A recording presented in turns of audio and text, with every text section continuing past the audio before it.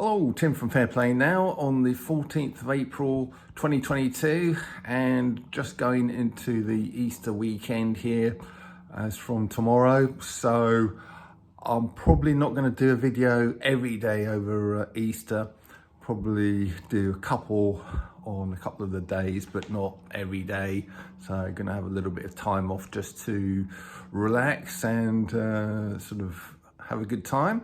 And yeah, it's amazing, isn't it? Because it always seems to me that when you come out of the Christmas period into early January, it always seems like, oh, it's a really long way until Easter, a lot of dark winter days and nights. But you get to Easter and it's like, oh, where did that time go? It always seems to come round a lot more quickly than you think it's going to when you're in early January. And lo and behold, here we are. So whatever you're doing over Easter, I hope it's a good one for you. Last night, I went along to a Stand in the Park meeting where we're starting to meet every Wednesday, kind of every other week, just to discuss a few ideas and bits and pieces. And I did a quick little talk about something I've been looking into recently, and I've got a few notes here that I made that I read out to them, and it's all to do with this whole notion of living in the private, becoming a private living man or woman, and just putting your whole life into the private and out of the public, you know, the sort of world of corporations, and this whole weird notion that you are actually a dead entity as far as the powers that shouldn't be are concerned, rather than being a living man or woman. And it's really is a fascinating sort of topic, and something I'm looking into more and more. It kind of follows on from common law, which I've banged on in these videos quite a lot over the last few months, but it just turns out that common law is only a small part of it, and you get this whole notion of equity law and sort of universal law, God's law, and living in the private as opposed to the public domains. And you've got private membership associations. So I kind of just made a few notes here that I sort of spoke to them about last night. So I'll just repeat them from you. But basically putting yourself into the private and not being a corporate entity, straw man stuff and all that kind of thing. You can do that by putting all of your assets and yourself into the private, and your assets into private trusts. Now, I'm not talking about statutory trusts. I'm talking about actual private trusts, two different things. And you can put everything you own into these sort of private trusts, including your sort of pets and your kids. I'll kind of come on in a minute as to why you'd want to do that. Then you've got private membership associations, and we had this Indian restaurant, or we still have it actually, where we go and do our stand in the meat sort of curry nights. And the guy who runs it, who's a very awake person, and he was saying that had we gone into another lockdown, or if we go into another lockdown, he's going to turn his restaurant into a private membership association.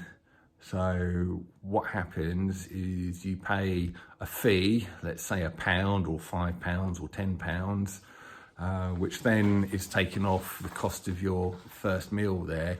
But you are then a member of the private club up at this restaurant, and whereas the restaurant, when it's dealing with the public, it's in the public domain and therefore subject to all kinds of the usual government mandates and local government mandates.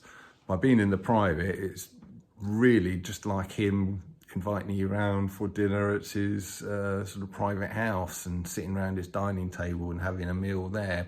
So, that way they've got no jurisdiction over that. That's kind of the difference, to explain it in very simple terms. But it was very much a thing that could happen. People have done it. People are doing it in France, I believe, to get around the whole sort of not being able to serve unveiled people and things like that. So it is a very real thing that can be done. And so this whole idea of operating in the private and private memberships associations, there's a few benefits to it. Well, by operating in the private, you remove yourself from government mandates.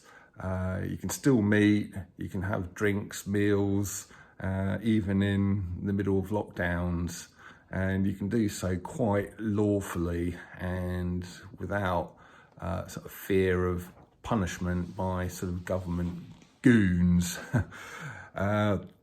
You can protect yourself from government overreach.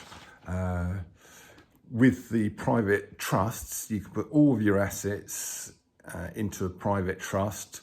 The government can't do anything about it. They can't take them from your assets from you. So at the moment, as you probably know, the government can come along and scrap your car, take your car off you and scrap it if you don't pay your car tax. They can take your kids off you, as many people know, to their sort of absolute horror and cost. They can be taken off you by social services. And as we've seen in places like Canada, they can take your savings off you and your house off you. But if you put them into a private trust, they cannot do that because it's under private jurisdiction rather than public jurisdiction. So, and they can't touch it. And just in case you're thinking, Tim, you're off with the fairies, mate, it's a loophole that the government can sort of quite easily close at any time. Nah, they can't. That's the beauty of it, because this is what the rich elites do themselves. It's how the likes of Richard Branson are able to sort of get away with only paying about £123.50 a year in tax, because almost everything they do is in the private, and they have very little exposure to the public domain, maybe only about £1,000 worth a year, so their tax is only sort of a stupidly small amount. And that's why they can get away with paying so little tax, and therefore they're not likely to close this so-called loophole down anytime soon, because they're just shooting themselves in the foot as well as us. And even though the myth exists that all of this stuff it's complicated to do, people don't understand it, well, it's kind of easier than you might think, and that is really part of the great awakening that people like me, people like you, are starting to find out about this kind of stuff, and what's more, starting to use it as well. And really, another benefit is you can stop paying sort of unjust fines and taxes to the government corporation, because they're a corporation, you're a private entity, and the two are kind of entirely divorced from each other. So they're under one jurisdiction, you're under another, being in the private, and you can't be in two jurisdictions at the same time. It's like being in two countries at the same time. You can't be in the UK and France, or sort of the UK and the USA at the same time, can you? So that is kind of the same sort of difference, really. So basically, I'm going to be exploring this whole concept. It's very exciting and very interesting, And as I find out more and more, I'm going to be sort of sharing it here with the channel, as well as my stand in the park people as well, of course. But I have got a video for you to watch, which kind of explains it a lot better than I've done here. This has just been designed to give you a kind of a quick intro, quick test, and sorry, not a quick test, a quick taste, a taster session as it were. But I'll leave a video that's interviewing a guy who knows all about it, and then he's also got a website you can go to find out even more about this stuff. But it is real. It is something that we can use sort of going forward into the future. And yeah, I'll keep you posted as and when I find out more. And in the meantime, you can find out more by watching this video of this guy and going to his website. So both the video and the website will be in the description box below. So I'll leave it there, and I wish you a very good Easter. And I will be back, as I say, probably once or twice over the weekend, long weekend here. So I'll see you then, and enjoy your time off if you're having time off over this holiday period. Tim from Fair Play Now, thanks for watching.